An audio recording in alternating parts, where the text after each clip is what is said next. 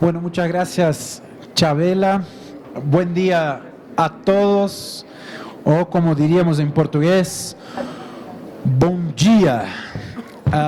Queríamos empezar, obviamente, agradeciendo a la invitación y a la acogida de toda Colombia. Ustedes son el pueblo más simpático que he conocido en mi vida. Es la primera vez que venimos y estamos encantados ya pensando en una forma de volver quizá Filbo 2020.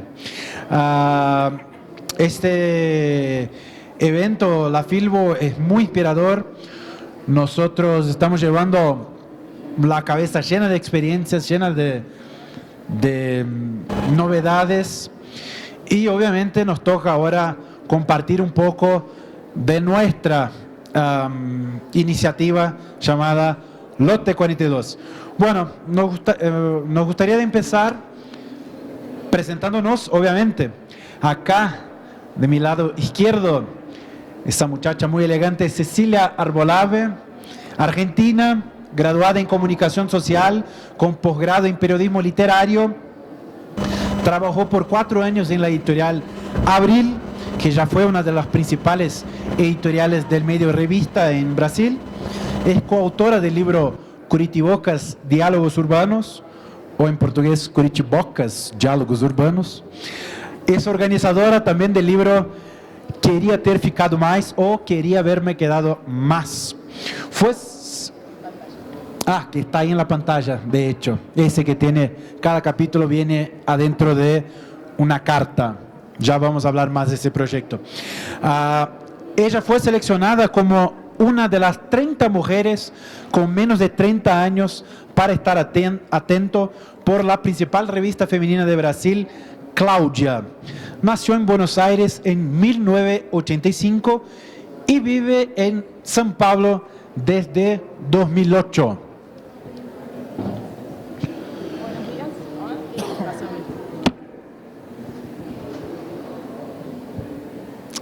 Buenos días a todos. Bueno, como Joao ya me presentó, soy argentina, se darán cuenta por mi acento, y vivo en Brasil hace mucho tiempo.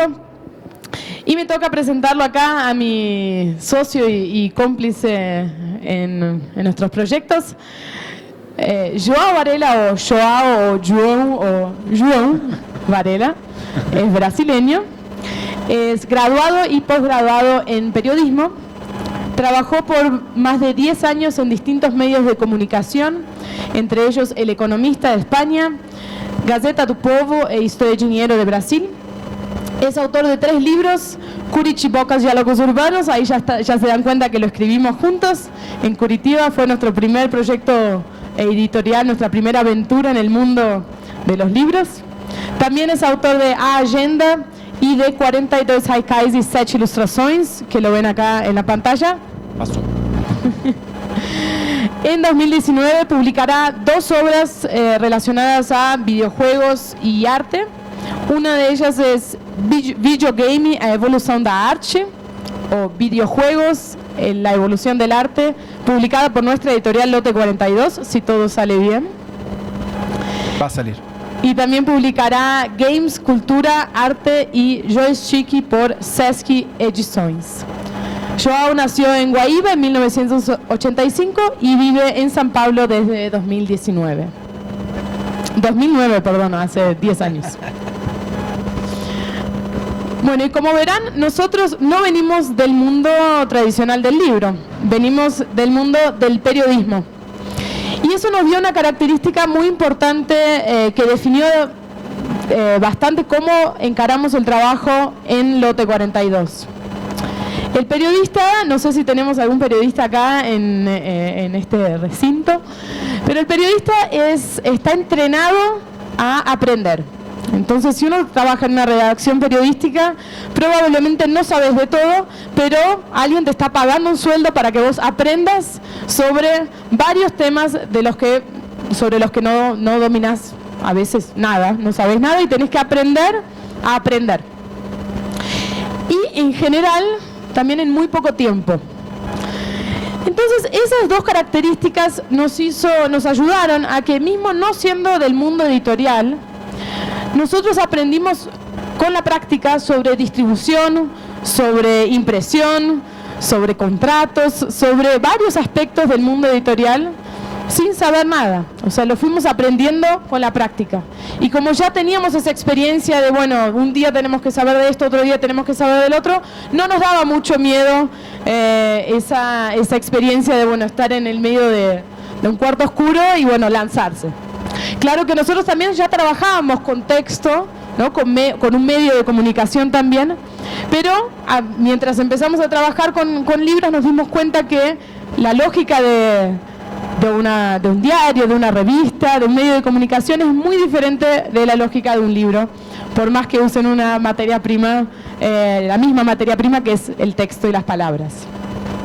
Pero hay otra cuestión importante, que es que no venir del medio editorial nos dio una ventaja. Al no conocer tan de cerca esos pilares fundamentales del mundo del libro, que muchos de ustedes acá los sabrán, los viven y los sienten, como no sabíamos esas tradiciones de las editoriales, de cómo funciona la industria del mercado, fuimos proponiendo cosas como relacionadas a la forma de editar, de distribuir, de presentar los libros, de hablar sobre los libros, sin darnos cuenta que eran formas bastante diferentes de lo que el mercado editorial estaba acostumbrado. Como no teníamos el peso de la tradición encima, pudimos jugar y experimentar bastante sin miedo. Fuimos haciendo cosas y después nos dábamos cuenta que, esto es muy diferente. Un ejemplo del beneficio de ser un outsider es que nosotros no buscamos estar en las grandes librerías, que es algo que parece seducir mucho al ego de escritores y editores, de estar en las grandes vitrinas. Pero por lo que me he enterado acá en Colombia, es como ha pasado en Brasil, los acuerdos comerciales con grandes cadenas es complicadísimo, y por lo menos desde el punto de vista de una pequeña editorial, cuando no tenés muchos argumentos comerciales. Así que en las grandes librerías hay que tener una inversión en términos de marketing, tanto de plata cuanto de tiempo, que nosotros no podíamos tener. Bueno, eso fue una ventaja a nosotros. No sé si ustedes están enterados de la situación del libro en Brasil. Acabamos de cerrar los datos del año pasado y tuvimos una caída de cerca de 4% en las ventas, otro número cercano a ese en el volumen, y es el quinto año seguido de caída de ventas y de receta del mercado del libro. De hecho, ya hay datos del primer trimestre y el número negativo fue de 25% de baja en las ventas del primer trimestre de 2019 en comparación con el mismo periodo de 2018. Y muchos analistas atribuyen ese problema, ese número negativo en rojo, a la situación de las dos principales cadenas de Brasil, que entraron con un pedido de, ahora me falla el castellano, de recuperación judicial o concurso. Bankruptcy. En Argentina es concurso. En concurso, quiebra. En fin, quiebra en buen castellano, creo que así se entiende. Las dos principales cadenas tuvieron una quiebra, y bueno, muchas editoriales sufrieron una pérdida que llega a los millones, y nosotros, como no teníamos ningún tipo de relación con esas cadenas, pudimos seguir nuestro trabajo, seguir creciendo. Nuestra propuesta siempre fue ser una editorial B2C, o sea que Business to Consumer, que va directamente al consumidor, actuando en ferias, por un e-commerce propio, que en 2012, 2013, cuando empezamos, parecía una locura, hoy parece ser lo básico, pero siempre mirando a tener una atención directa al lector, y también por medio de las redes sociales.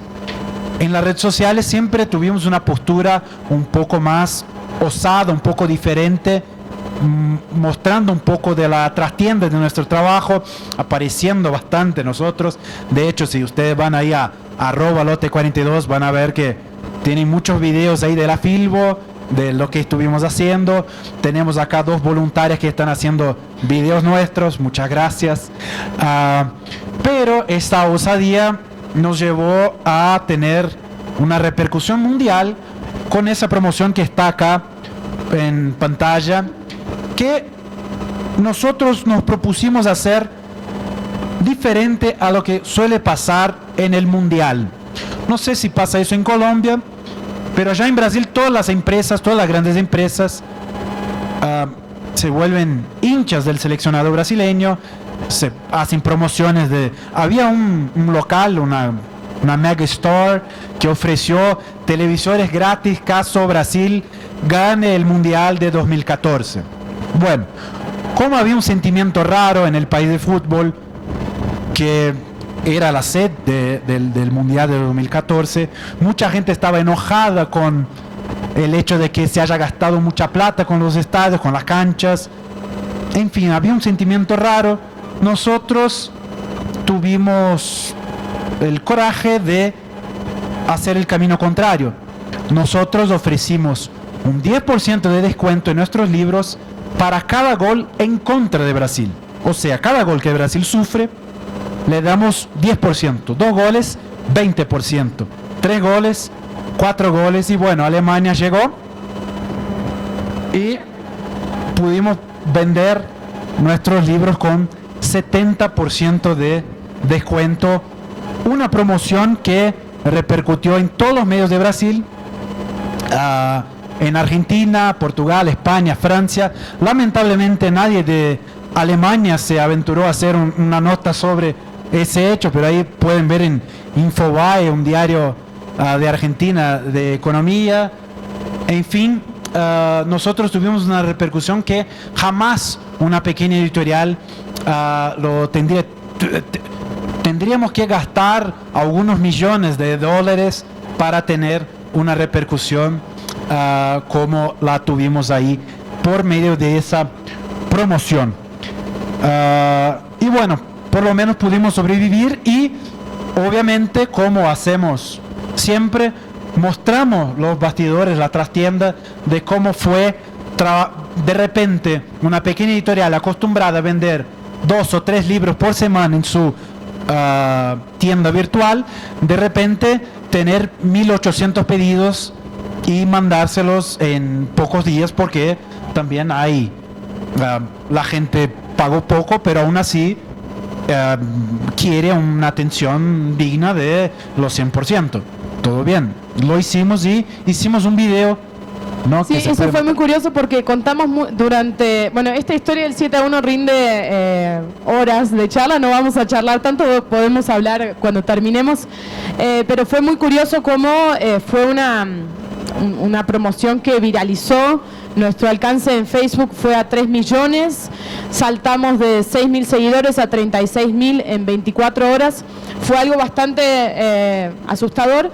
De nuevo, el periodismo nos ayudó, porque Joao tenía mucha experiencia en periodismo online, entonces él supo manejar bien, hacer un manejo de crisis, contención de crisis, en el momento saber cómo publicar. Nosotros mismo estando en pánico por lo que podría pasar, porque vender libros con 70% de descuento no es algo de todos los días, y podrían haber sido 8, 9, 11 goles. Sí, si alguien se acuerda de ese partido, bueno, 7 fue poco. Entonces tuvimos que realmente estar muy firmes y mantener la calma, y mismo en ese momento de crisis no perdimos el buen humor y fuimos muy transparentes en el momento con todo el público, y eso mostró que éramos una empresa muy chiquita. Teníamos 6 libros publicados en ese momento, y cuando pusimos los descuentos en el aire hubo gente que decía, no, ellos están escondiendo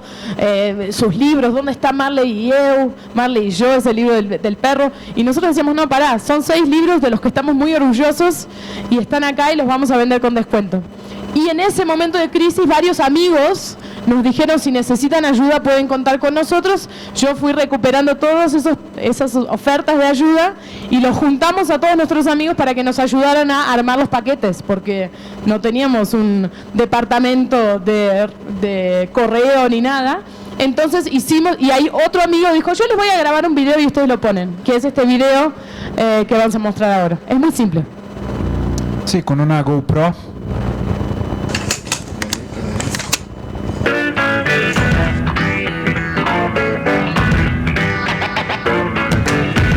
Está un poco claro, entonces no se ve, pero ahí al fondo aparecemos ahí organizando los libros, mandando los códigos de los correos por mail.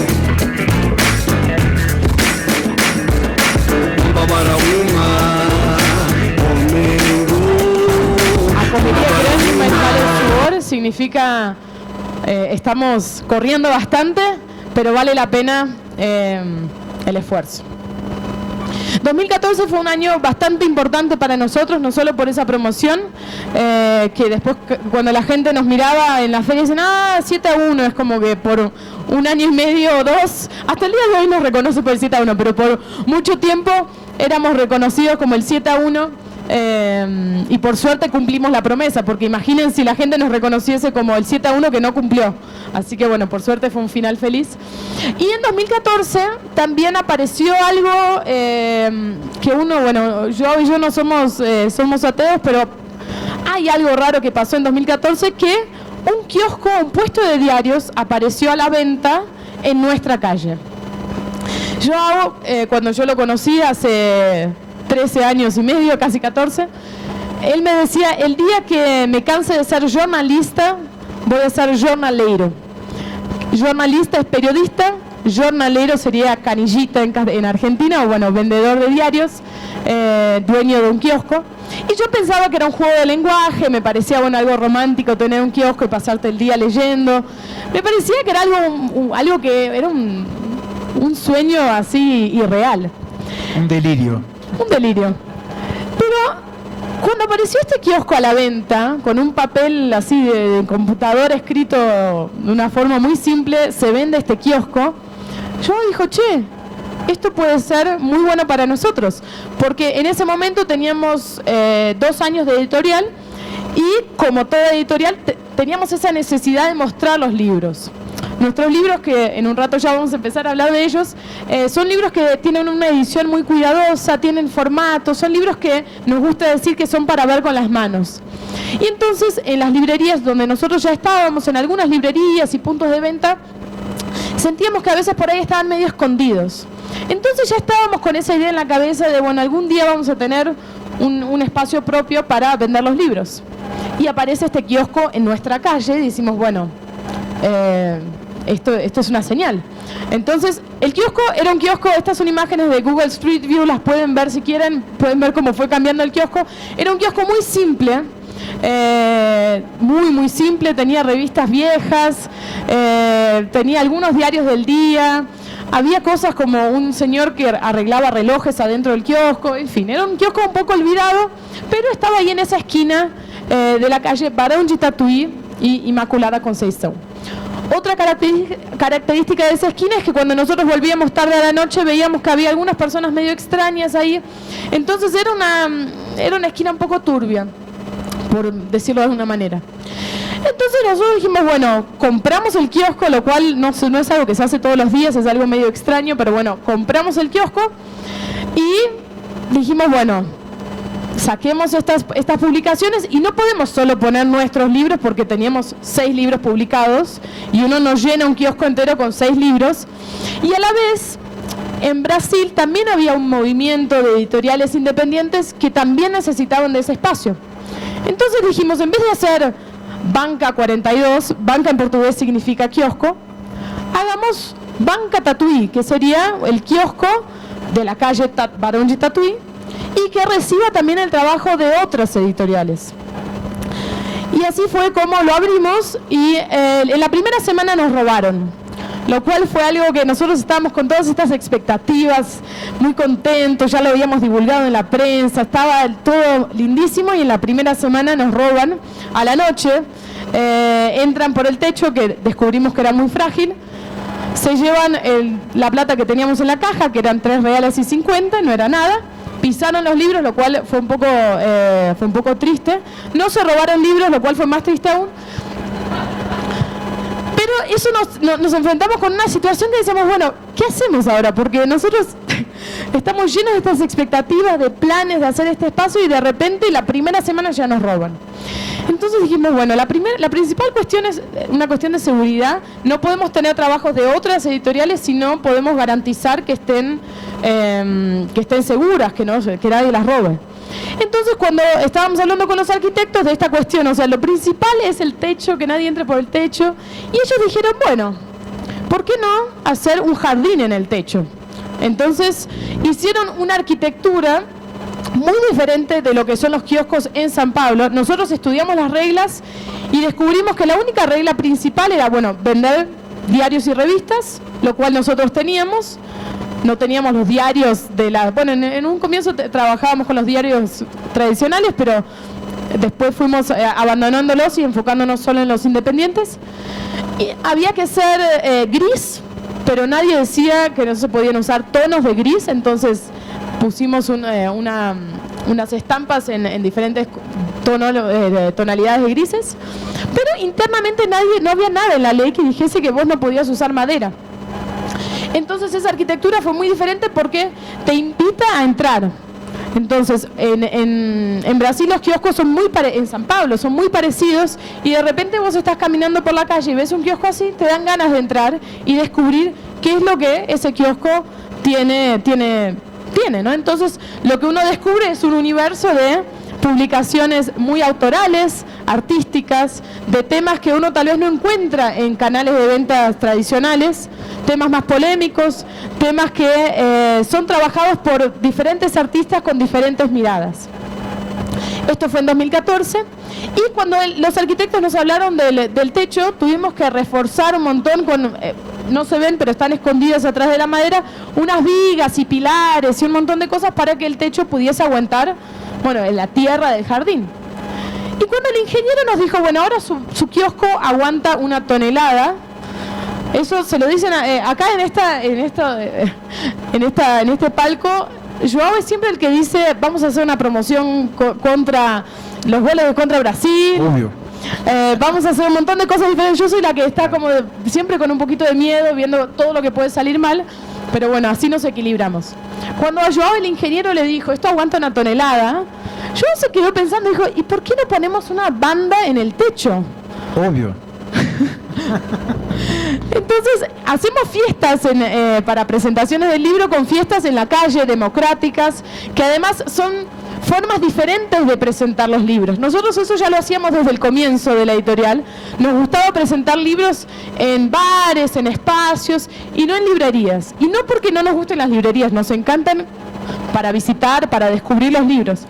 Pero las presentaciones de libros en librerías son tan cuadradas y tan serias, y bueno, está la fila de autores, y a nosotros nos gustaba celebrar los libros, porque un libro lleva bastante tiempo, hay mucha gente involucrada, hay bastante trabajo involucrado, entonces cuando se presenta el libro tiene que ser una fiesta, en nuestra opinión.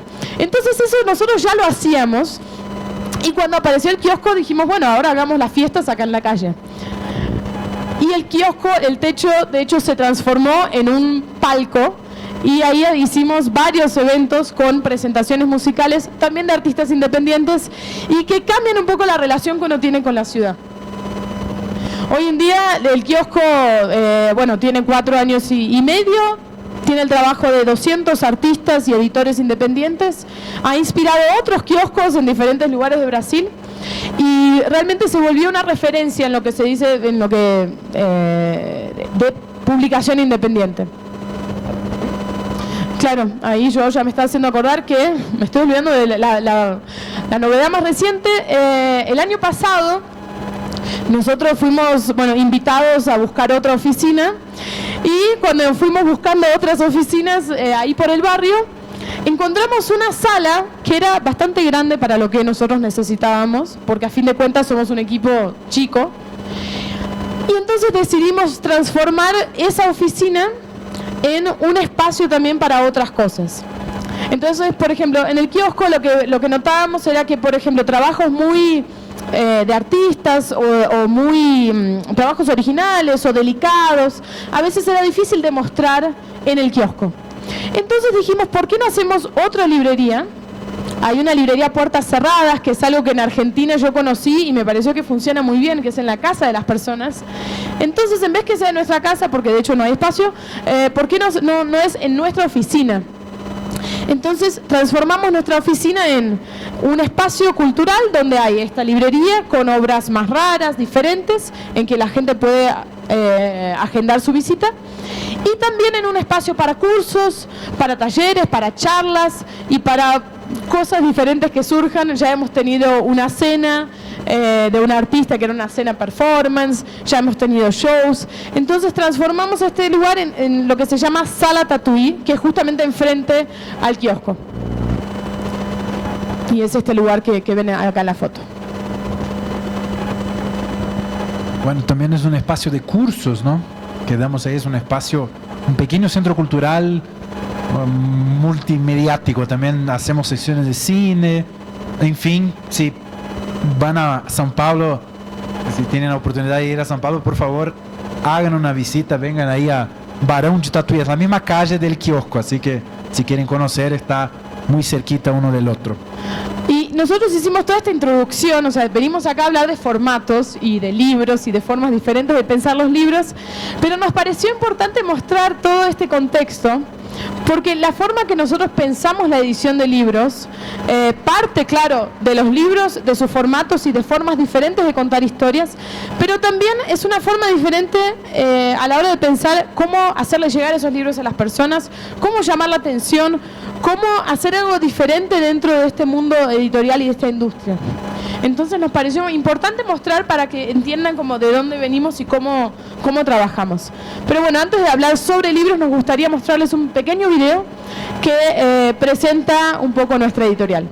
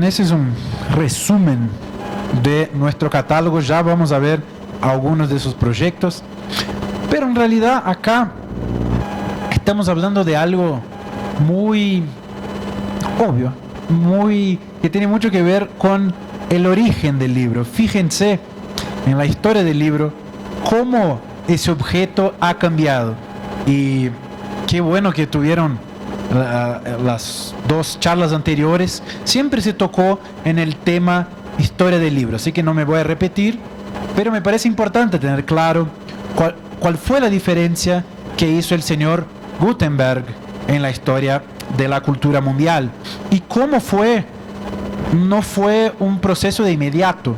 Hubo un momento en que habían los incunables que intentaban mantener el estilo manuscrito de los libros. Y en fin, eso hace con que cambie el contenido. El ejemplo dado acá, me olvidé, me encantaría dar el crédito, pero todos escucharon. Pero si George R.R. Martin hubiera escrito Game of Thrones en un pergamino, sería una cantidad de pergaminos para llenar esa sala entera.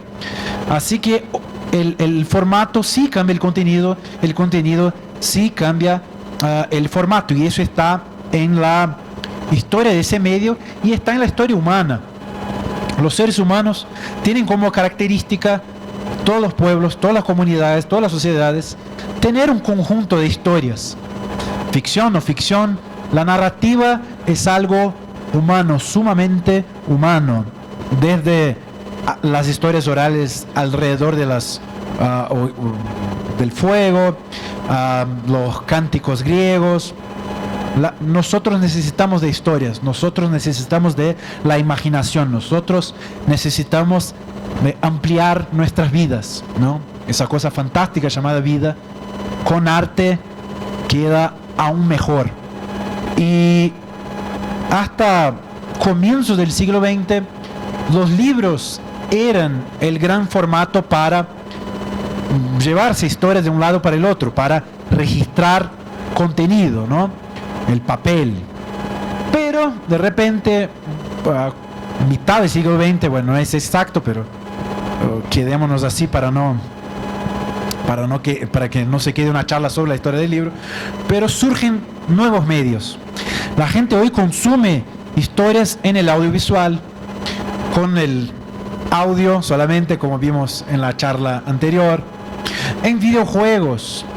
La gente hoy vive en un mundo digital y aún así se mantiene esa necesidad de consumir historias. Nuestra apuesta es que en un mundo digital el libro tiene que decir por qué es importante que sea impreso. Es sacar la ventaja del impreso, porque la gente consume mucho contenido, no estoy hablando solamente de texto, pero contenido de una manera general en pantallas. Es natural, la cantidad de información que hay hoy en día está en pantallas, en el bolsillo de cada uno de ustedes. Y fíjense que en ese aparato que tienen sus bolsillos hay mucha expresividad que se ha perdido.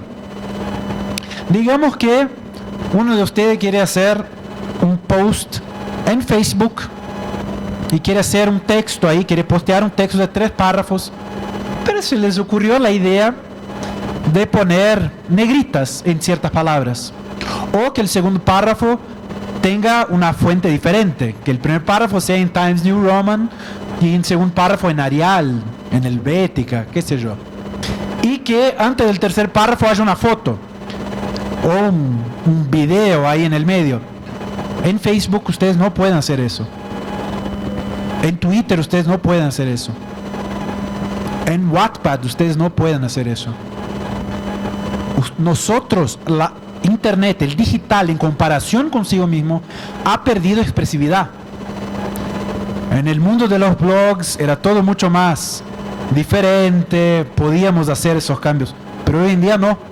Así que me parece que cuando un lector elige gastar unas horas, unos minutos con un libro, ese libro sí tiene que ser muy bien pensado, con todo, desde de la familia de fuentes hasta la tapa, y también hay posibilidades que solo el impreso puede hacer. No sé si.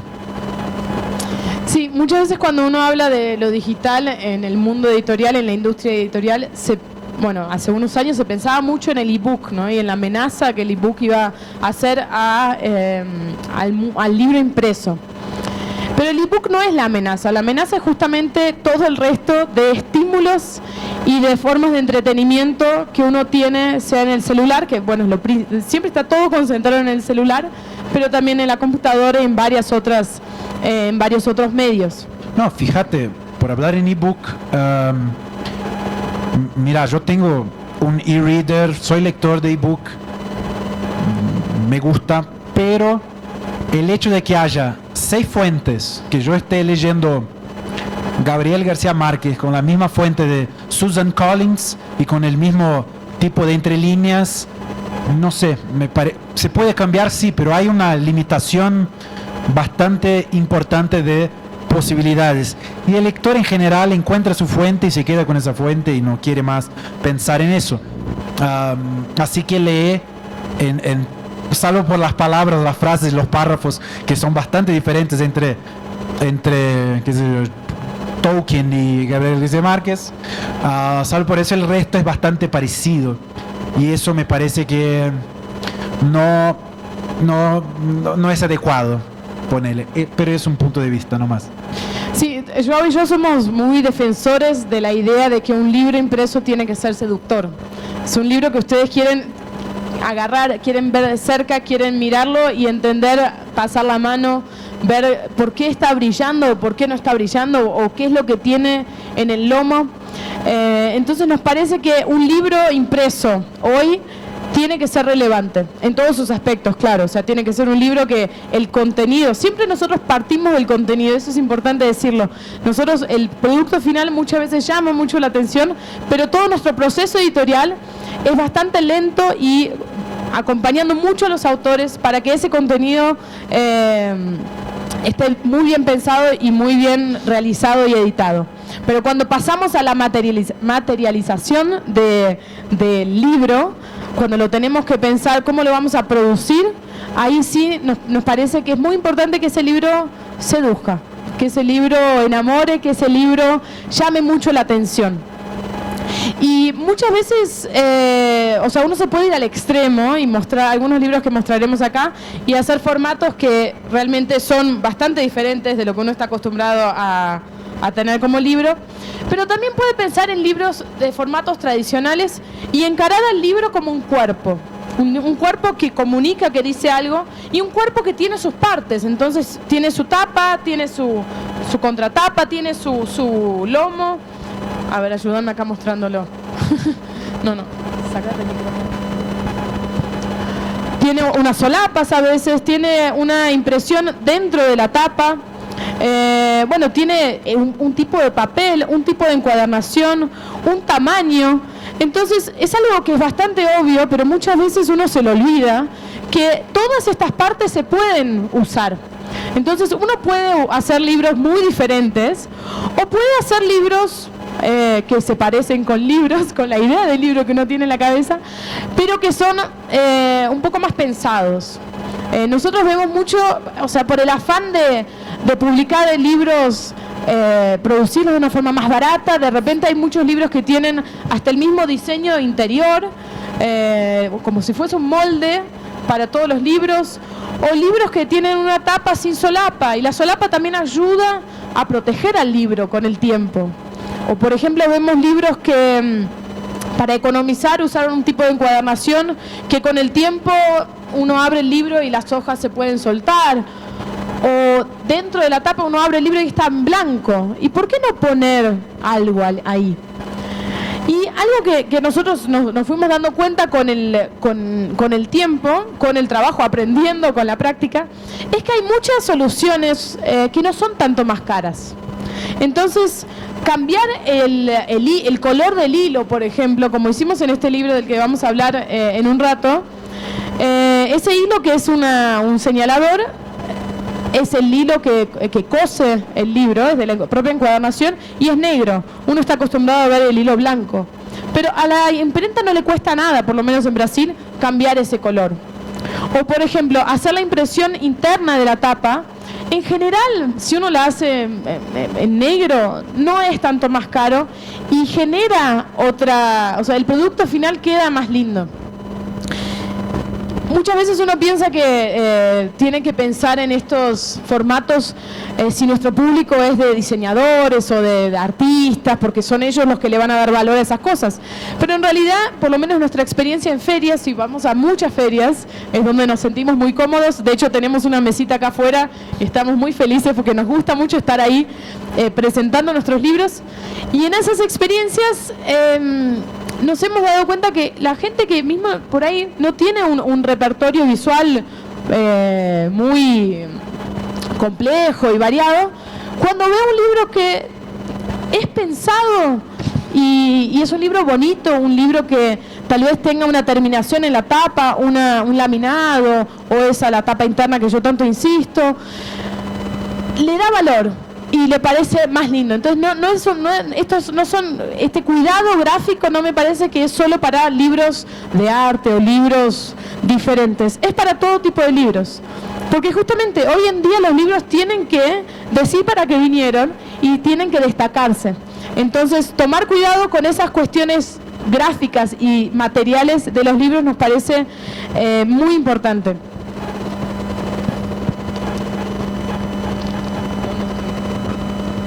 Y siempre que hablamos hoy en día con nuestra editorial es una característica que nos define bastante esta experimentación con formatos, pero en el comienzo del lote 42 la idea inicial era publicar autores relevantes, autores que estaban siendo olvidados un poco por las grandes editoriales, pero no teníamos ningún tipo de preocupación con formatos. La idea inicial era hacer una gran colección en que todos los libros fuesen iguales, como para que la gente los quisiese como coleccionar.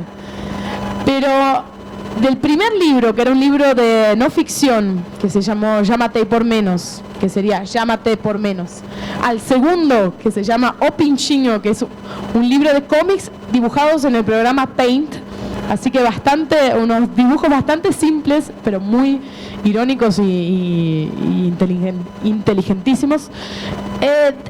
De un libro de texto a un libro de cómics en Paint no podíamos tratar el libro de la misma manera. Entonces, del primer libro, que fue un libro más tradicional, al segundo, el segundo ya era un libro chiquitito, con tapadura, color especial en la tapa, y ahí el siguiente también fue un libro más tradicional. En el cuarto libro, un autor nuestro, Gustavo Piqueira, que es escritor y diseñador, decidió ponerle arena en la tapa. Y de ahí ya empezamos a decir, es verdad, ¿por qué no podemos probar un poco más otras cosas? Entonces después publicamos, por ejemplo, un libro de ensayos que parece una caja de vinilos, y por ahí va. La idea ahora es mostrarles un poco esos casos, para mostrarles cómo pensamos esos libros, cómo estas ideas partieron a veces del contenido, pero también partieron del conocimiento que de a poco nosotros fuimos teniendo sobre técnicas de impresión, sobre producción gráfica. Y cuanto más uno sabe de esas cosas, nosotros todavía no somos especialistas en eso, estamos lejos de serlos, de hecho tampoco somos diseñadores, venimos del mundo del texto, pero de a poco fuimos aprendiendo, yendo a imprenta, preguntando mucho al impresor, preguntándole, pidiendo que nos explicase cómo funcionaban las cosas, y con el tiempo, cuanto más nosotros fuimos aprendiendo sobre esas cuestiones, más pudimos incorporarlo a el proceso de edición. Entonces hay libros, y el primero que vamos a mostrar es un ejemplo, en que el formato vino del contenido, pero terminó influenciando el contenido del libro. Bueno, el primer libro que queríamos mostrarles se llama Inquérito Policial o Expediente Policial. Ese libro tiene un contexto interesante.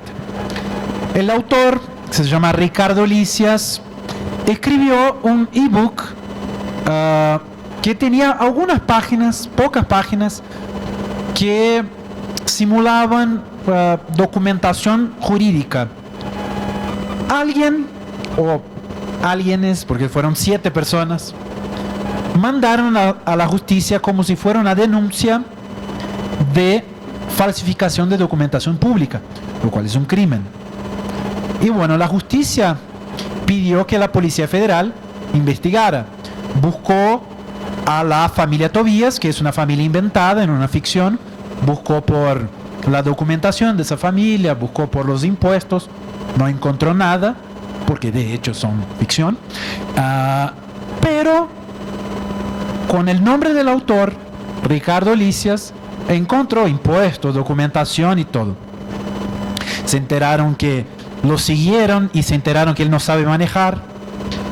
Empezaron a investigar al autor sin saber que estaban investigando a partir de un libro de ficción.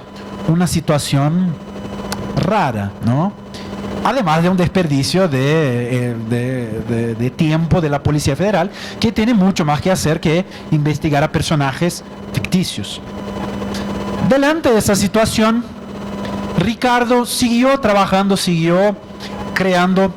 Él nos presentó 3 cuentos que nos parecieron interesantes, diferentes. Acá está el árbol genealógico de la familia Tobías, y él nos presentó 3 cuentos sobre esa familia, y a nosotros nos gustó, y le propusimos una cosa un poco distinta. Mira, Ricardo, esos 3 cuentos para mí son pruebas de una investigación policial. Sigue la investigación policial que estás sufriendo en tu vida real, ahora sigue en ese libro nuevo que va a tener formato de expediente policial, que va a ser como si fuera una investigación. Esas historias ya venían fragmentadas. Entonces él nos entregó un sobre con esas historias que eran hojas sueltas. Nosotros las vas leyendo y vas construyendo esta historia de los 3 sobrinos del delegado Tobías, que era personaje de la serie de ebooks. Y bueno, Ricardo aceptó el desafío, challenge accepted, y creó el contenido para ese proyecto gráfico. Para ese proyecto gráfico de una carpeta, como si fuera un expediente policial. Así que en ese libro el narrador son los documentos. Hay toda una documentación con la investigación, que ahora Ricardo Lisias hace una acusación en contra de la editorial Lote 42, diciendo que fueron Cecilia Arbolave, Joao Varela, y Tiago Blumenthal, que crearon la primera acusación de la documentación falsa, que empezó el lío en su vida real. O sea, nosotros somos los villanos de la historia del expediente policial, y a la vez que estamos adentro del libro intentando probar que en el libro somos personajes, que no somos nosotros. Entonces, fue muy interesante porque el autor nos presentó material, nosotros le devolvimos una idea de formato, y él le gustó la idea y dio una vuelta. Cuando nos mandó el archivo, dijimos, esto es genial, o sea, nunca se nos hubiese ocurrido usar el formato de esta manera. Entonces nuestros nombres aparece una declaración de Joao, una transcripción de una declaración judicial, en que él dice que sí, que Joao lo denunció a Ricardo, pero como personaje del libro, no como persona real. Y ahí le preguntan, pero ¿cómo pretendés probar que esto se trata de un libro? Entonces ahí Joao muestra la ficha catalográfica. Entonces es una forma de incorporar también el formato, porque esto es una investigación policial, es un expediente policial, y todo el contenido también sigue y respeta los códigos del mundo judicial. Entonces es un libro en que formato y contenido están muy relacionados. Sí. Y quien hizo el proyecto gráfico fue Gustavo Piqueira, que es este diseñador y autor que a veces actúa como autor y otras veces hace los proyectos gráficos de varios libros nuestros. Y nosotros decíamos, bueno, ¿cómo lo vamos a viabilizar?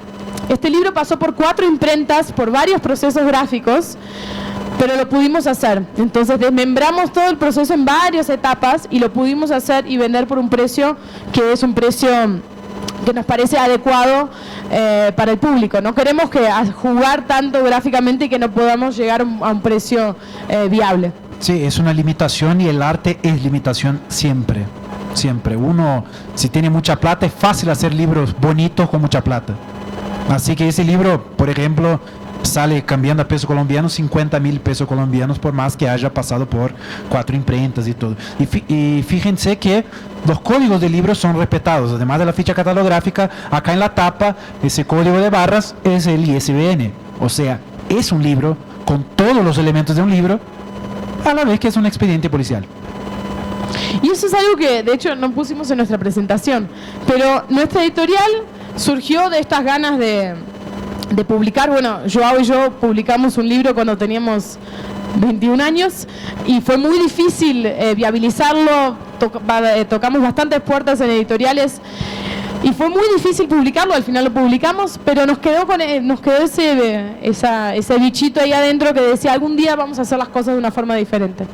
Y cuando finalmente la editorial pasó a existir, no es que somos herederos, no es que tenemos un presupuesto gigante, Los libros se pagan y van ayudando a la próxima publicación.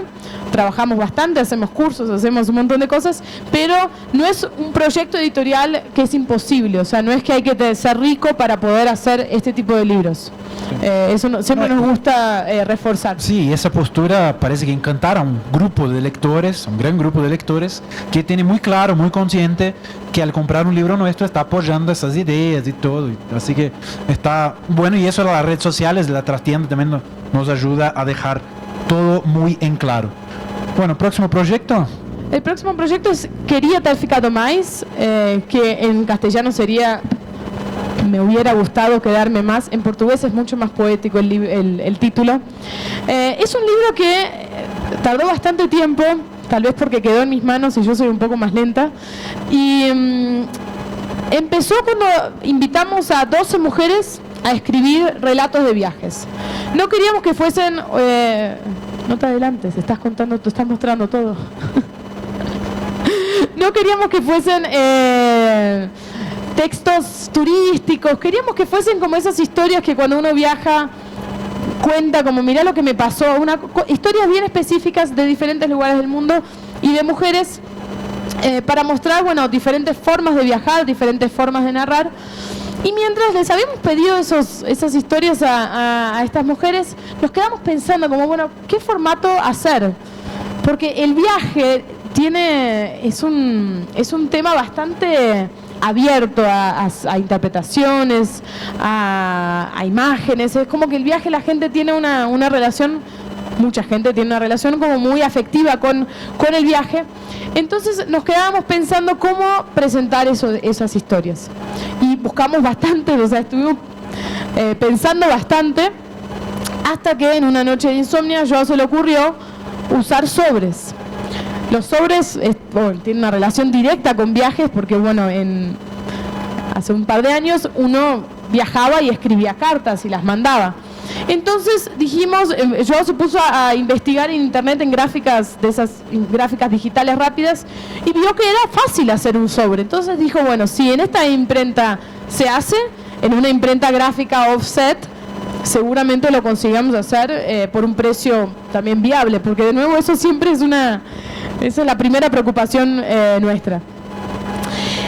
Y lo logramos hacer. Son sobres, 12 sobres, que atrás, como el destinatario siempre va a cambiar, porque cada lector, hay un dibujo de una ilustradora y artista argentina que vive en Brasil llamada Eva Oviedo, y las historias vienen adentro de los sobres. El proyecto gráfico es de una diseñadora también brasileña llamada Luciana Martins.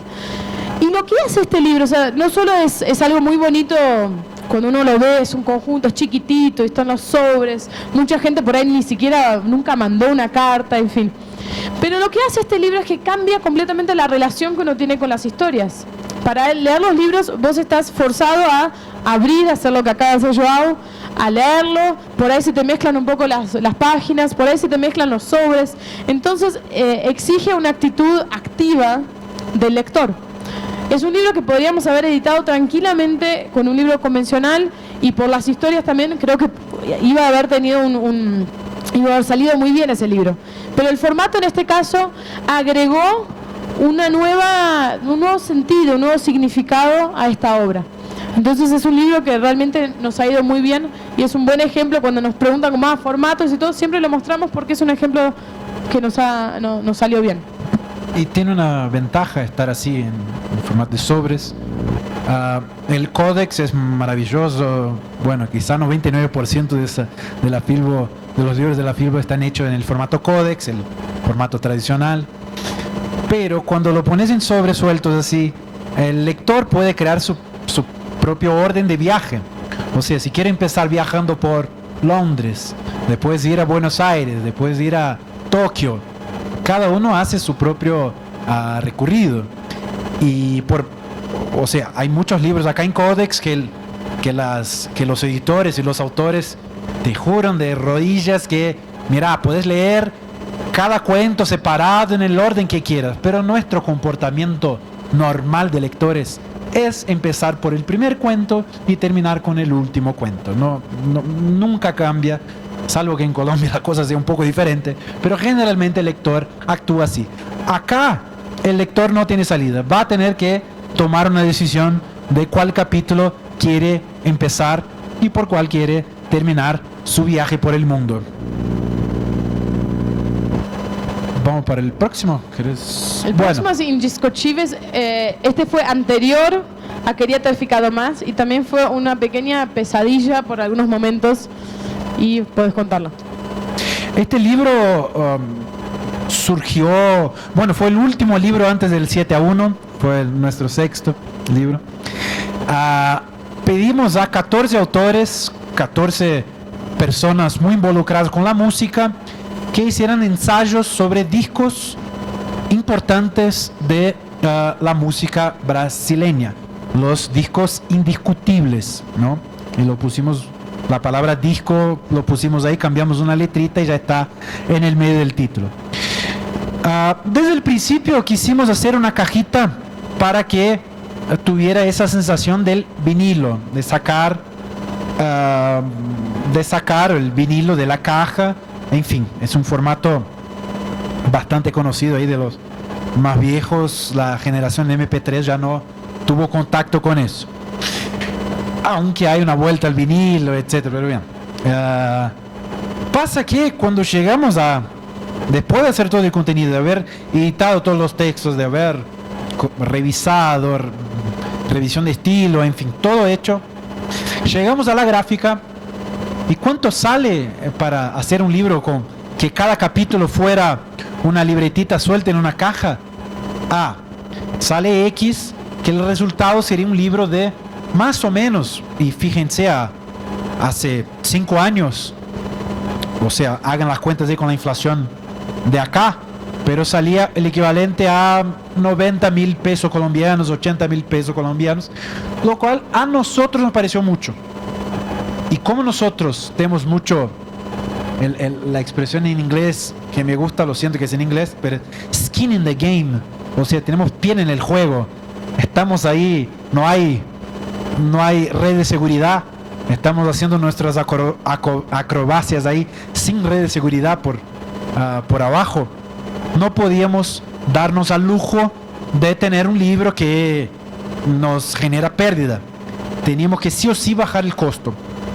¿Y cómo bajar el costo si ya se ha hecho, ya se ha llegado a ese punto de está listo para hacer el control P en la imprenta y imprimirse el libro? Bueno, no es simplemente control P, pero ustedes lo entienden, ¿no? Esa fue una lección muy importante que aprendimos, que tal vez después nos la olvidamos en algún momento, pero es muy importante que una vez que si uno quiere innovar y hacer un formato diferente, antes de diagramar, antes de pedir las ilustraciones ya en el tamaño que vos querés y todo, tenés que presupuestarlo para ver si es viable en términos financieros y también en términos materiales también, ver si funciona el libro que uno quiere hacer o no. Bueno, y delante de ese problema, 14 libretas en una cajita, está saliendo el precio de venta 90.000 pesos colombianos o 90 reales más o menos. Qué horror, ¿qué hacemos? Mira, son 14 ensayos, ¿no? Una libreta por ensayo. Y si ponemos 2 ensayos por libreta y hacemos un lado A y lado B, ¿cómo eran los vinilos? Los vinilos eran así, con lado A y el lado B. Bueno, logramos con eso achicar bastante el presupuesto. Ese es un libro que sale 50.000 pesos colombianos y todo bien. Llegamos a un libro que se está agotando y fue así, fue en una situación de casi desesperación. Logramos hacer lo que nos parece un libro aún más interesante. Esa limitación de poner las libretas con lado A y lado B, desde nuestro punto de vista de hoy, nos parece que dejó el libro aún más interesante, que hace un diálogo aún más fuerte con el vinilo del pasado. Así que la limitación financiera, que siempre una limitación, siempre un tema, nos ayudó a hacer un libro mejor. La creatividad para poder superar ese obstáculo, en portugués, driblar. Sí, y por eso también a nosotros nos gusta editar de una forma lenta, porque si uno quiere hacer libros diferentes, no los puede hacer a un ritmo industrial y un ritmo tradicional, porque surgen problemas y uno tiene que ir encontrando soluciones para esos problemas. Puedes darle play a ese libro.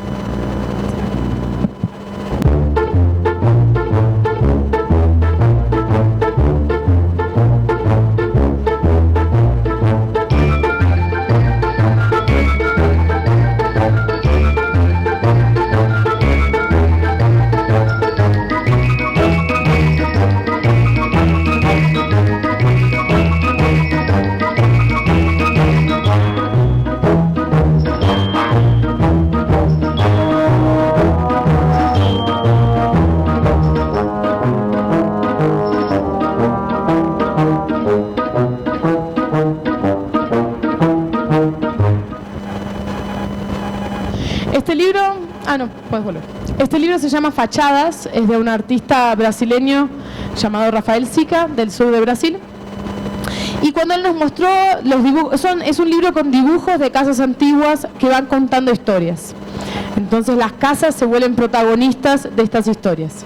Y él nos mostró esos dibujos que nos encantaron de primera. Y nos quedamos pensando como estaría bueno dejar esas casas de pie de alguna manera, como formando una pequeña ciudad. Y ahí pensando, dijimos, el formato acordeón funciona muy bien porque uno puede abrirlo. Entonces el libro, puedes probar de acá a ver si cuántos metros tiene este palco. Entonces le propusimos a él hacer un libro acordeón para dejar las casas lado a lado y formar una calle. Entonces, de nuevo, la relación que uno tiene con esos dibujos y con esas historias cambia, porque uno lo puede hojear de una forma tradicional, aunque se te desarma un poquito, o puede dejarlo de pie. De esta manera, bueno, tenemos poco tiempo, así que podemos guardarlo.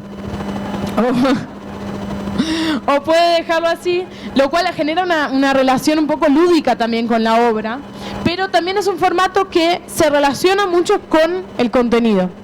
Y para las tapas, este fue un libro que también el presupuesto fue tardamos unas buenas semanas para llegar al resultado final, porque el presupuesto solo de la tapa, que era con tela y serigrafía, y era una tapa increíble, era el presupuesto entero que teníamos para el libro. Entonces tuvimos que encontrar soluciones, y lo que encontramos fue un cartón que ya es de color. Entonces es un cartón de una empresa brasileña que ya viene con color. Entonces decidimos hacer la impresión en serigrafía sobre diferentes opciones de tapa.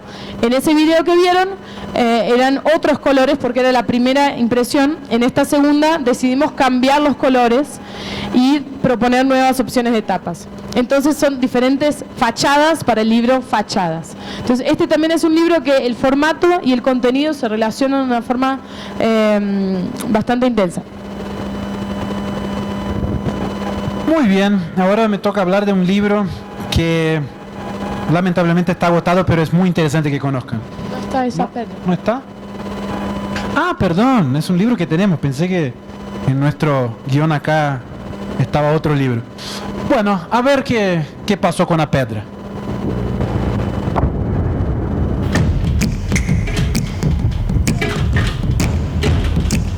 Este es el proceso de impresión. Van a ver una prensa, una piedra, papel carbónico y una sobrecubierta.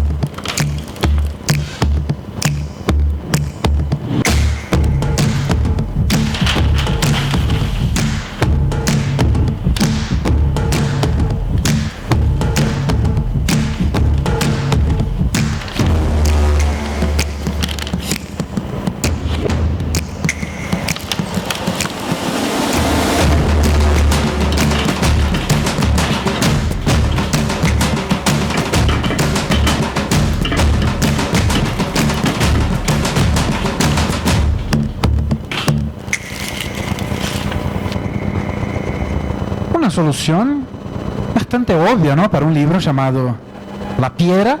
Bueno, vamos a dar una pedrada en la tapa del libro. Igual obvia fue la idea que nosotros le hablamos a Gustavo, diseñador que hizo este proyecto gráfico. Le dijimos, el libro trata de una piedra que aparece dentro de una ciudad y la gente no sabe qué hacer con esa piedra, en fin. Es una piedra que empieza a tener efectos mágicos. Entonces le dijimos, se nos ocurrió pegar una piedra al libro. Y él nos miró y dijo, bueno, voy a pensarlo. ¿Cuánta plata tienen? Ah, solo eso. No, y también pensó, bueno, pero es una solución la más obvia, pegarle una piedra al libro.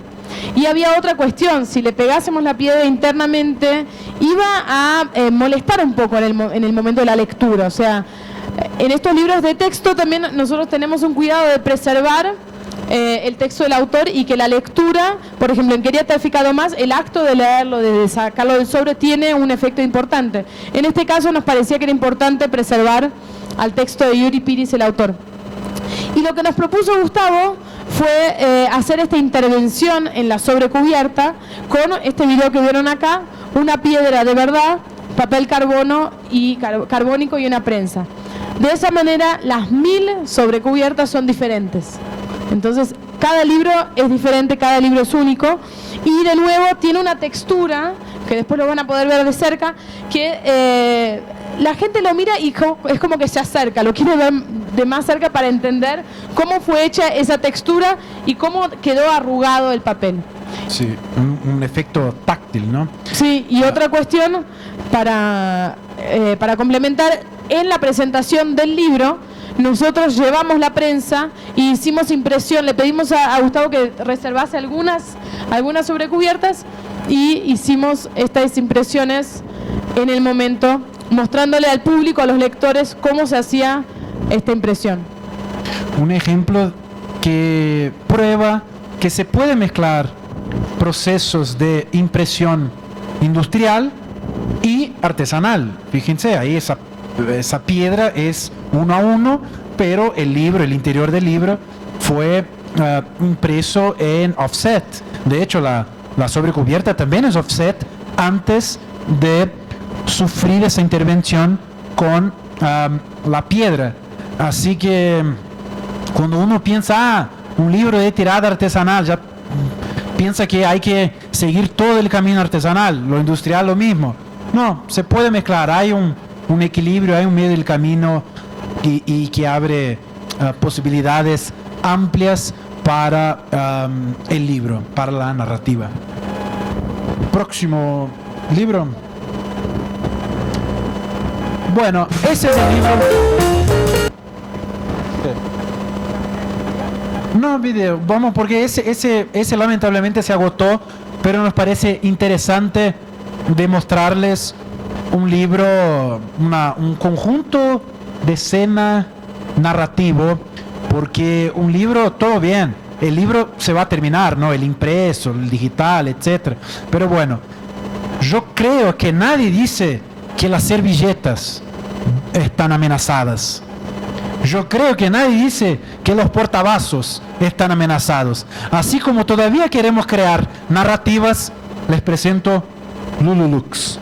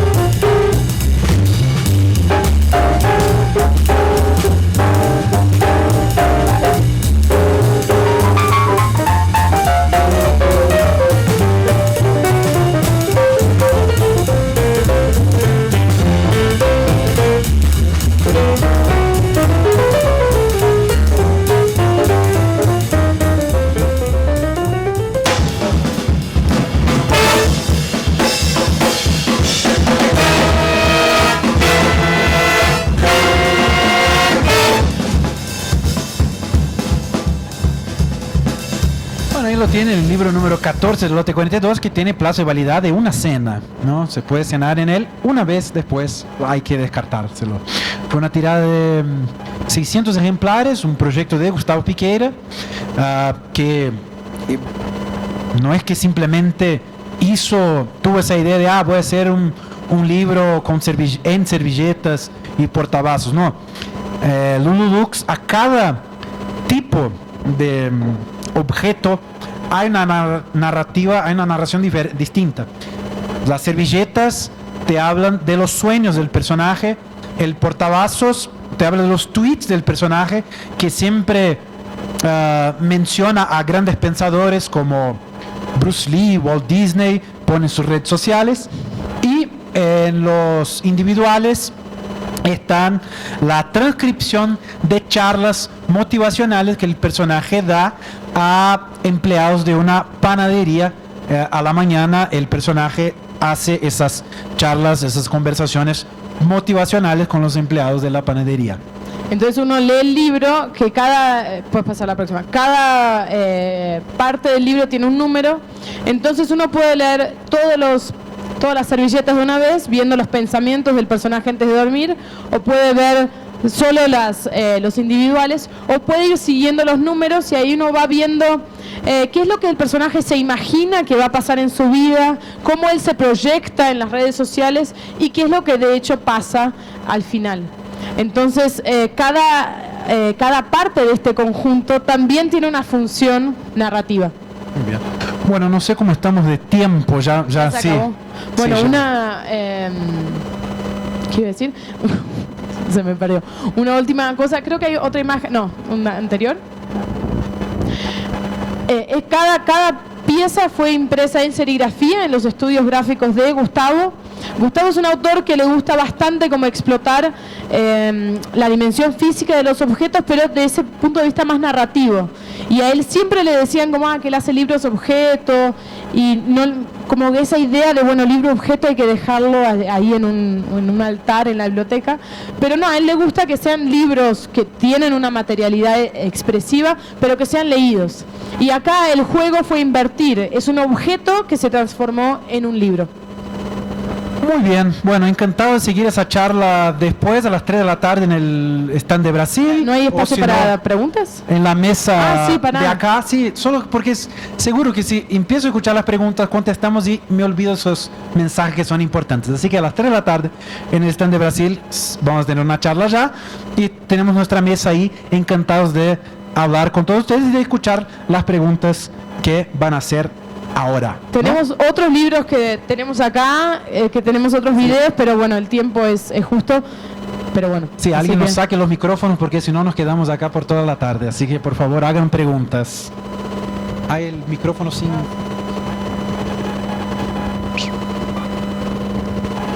Buenas tardes, quería felicitarlos. ¿Quién habla? Acá. Y pues primero una pequeña reflexión sobre la innovación en diseño. Pues que yo lo que veo, yo soy diseñador gráfico, es que generalmente así como ustedes fuera, es que se innova más. O sea, los mismos diseñadores no están pensando cosas así, por lo menos acá. Muchas veces son artistas plásticos si acaso, pero el diseño. Quería saber sobre cómo hacen ustedes para que, para manejar esa parte del diseño gráfico y el diseño visual de sus libros. Si cada proyecto tiene un asesor o es en conjunto con un equipo, ¿cómo es? Bueno, cada proyecto parece pedir una solución distinta y lo hacemos con mucho diálogo.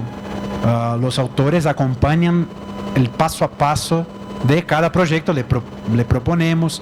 De hecho, hay algunos manuscritos que a nosotros solo parece interesante si sigue una determinada línea de diseño, y esa conversación la tenemos con el autor antes de empezar, si es algo que nos parezca clave para el proyecto. Nosotros no somos diseñadores, trabajamos con freelancers, muchos proyectos son hechos por Gustavo Piqueira. Tenemos en nuestro equipo una diseñadora, pero ella está más dedicada a hacer artes para redes sociales. Acá tanto también nos ayuda ahí con tratamiento de imágenes, en fin. pero cada proyecto tiene una solución distinta, así que no hay una respuesta. Cada libro te tendría que dar una respuesta distinta de cómo fue el camino y cuál fue la solución que buscamos. Y también, mismo que no seamos diseñadores, muchas veces las ideas se las proponemos a los diseñadores y ahí es un trabajo en equipo. Entonces, creo que está bueno pensar que se pueden realizar libros diferentes sin necesariamente ser del área visual. De hecho, a mí no me gusta mucho que esa cosa de que Ceci lo dijo, pero porque ella es muy buena, pero a Joao se le ocurrió la idea. La verdad, no importa a quién se le ocurrió la idea. Es un trabajo en equipo. Eso hay que tener más claro para desarrollar un libro. Sí. Me gustaría saber cómo desarrollan ustedes la estrategia digital para llegar a sus públicos. Esa es una parte. Y la segunda, ¿cómo es la interacción con sus públicos a través de las redes y si de ahí recogen insumos de contenidos que tal vez estén esperando esos públicos y que puedan llegar a esos autores y decir, mira, están demandando este tipo de contenido, ponte a producir porque esto es lo que pide el público? Bueno, en relación a la primera pregunta, desde el comienzo, como nosotros sabíamos que éramos chiquitos, entonces no íbamos a tener cómo acceder a los mismos espacios, tal vez no íbamos a tener el mismo espacio en una librería grande, pero Internet es bastante democrática, entonces a una cuenta de Facebook, de Instagram, de Twitter, podíamos tener acceso y podíamos tener nuestra voz y nuestro estilo. Entonces, tal vez como somos periodistas y comunicadores, para nosotros eso fue siempre muy natural, esa idea de crear contenido mismo sin muchos recursos. Estos videos que ustedes ven, los fuimos haciendo con varias personas y siempre nosotros ahí cerca, de lo poco que estudiamos de audiovisual, como tenemos un poco una mirada y haciéndolo también en equipo, en conjunto. Entonces, en nuestro caso, nos parece que las redes sociales es algo importante y cuando empezamos, las editoriales tenían una voz bastante como seria. Eso muchas editoriales la siguen teniendo como muy informativa y respetando mucho el aura del libro, que de hecho es en fin, el libro hay que respetarlo, pero a nosotros nos parecía que se podía hablar de una forma más divertida, porque la gente está mirando el celular y está viendo las fotos de los amigos, de las cosas, no sé qué, y de repente si hay un post divertido, lo van a ver, lo van a cliquear. Y también muchos de esos videos que mostramos de trastienda nos ayudan a que las personas lo ven en las redes sociales y de repente están acá en una feria y se acordaron que habían visto un video. Por ejemplo, de cómo fue impreso este libro, que es un video que les quería mostrar, pero bueno, tiene tinta acrílica y stencil en un libro con tirada de 1000 ejemplares. Entonces mucha gente pasó por la mesa y dijo, yo había visto este video. Entonces ahí se interesó. En relación a la segunda pregunta, nosotros estamos muy atentos y siempre dialogando mucho con el público, pero no creamos en función de lo que el público nos pide, o no es que estamos como haciendo estudios de mercado. De hecho, publicamos de 6 a 8 libros por año, entonces son libros muy elegidos así a dedo. Y tampoco es que les pedimos a los autores, mira, crea un libro porque hay esta moda. Entonces, el único que fue un libro que estuvo medio dentro de una moda fue los libros de colorear en 2015 más o menos, creo, 2015. Había toda una onda que llegó a Brasil, debe haber llegado acá también, de los libros para colorear, y la artista de El Pollito de O Pinchiño hizo un libro para colorear, que es un libro para adultos, y en vez de un libro para desestresarte, es un libro para estresarte. Pero fue algo que surgió de ella, y ella dijo, creé este libro, ¿qué les parece? Y bueno, y ahí lo hicimos. Pero es muy curiosa la pregunta porque a comienzo de la editorial, nosotros, todo nuestro primer año, nosotros éramos conocidos como la editorial que recoge contenidos de internet y lo hace impreso. Porque nuestro primer libro fue Ya maté por menos, que surgió de un blog. Es una recopilación de posts de un blog. El segundo libro, El Pollito, también es muy conocido en internet. Así que nosotros nos volvimos como la editorial que agarra los contenidos, los buenos contenidos de internet y lo hace en formato libro, pero no era esa la propuesta, nunca fue, pero la gente empezó a llamarnos así, todo bien, si les sirve para resumir lo que hacemos, todo bien. Sí, y era algo que en aquella época, 2013, hoy en día, bueno, están los youtubers, hay un montón de gente, los booktubers, hay un montón de gente publicando libros y que vino del medio digital, pero en 2013 todavía había un poquito de prejuicio con el contenido de internet y la gente decía, pero ¿por qué vas a hacer un libro de un blog en que los textos ya están ahí? Siendo que... Y los blogs eran vistos como textos de segunda calidad y todo, ¿no? Había editores que tenían una verdadera fobia por internet y hoy grandes casas editoriales viven de youtubers allá en Brasil, no sé si es acá así, pero hoy en día ellos, bueno, tuvieron que morder su lengua. Otra pregunta. Nadie se anima. No hay tiempo. ¿Se terminó? Video se puede final. terminar acá con este video. Les queremos agradecer por la atención, por escucharnos y bueno, nos vemos acá en la feria.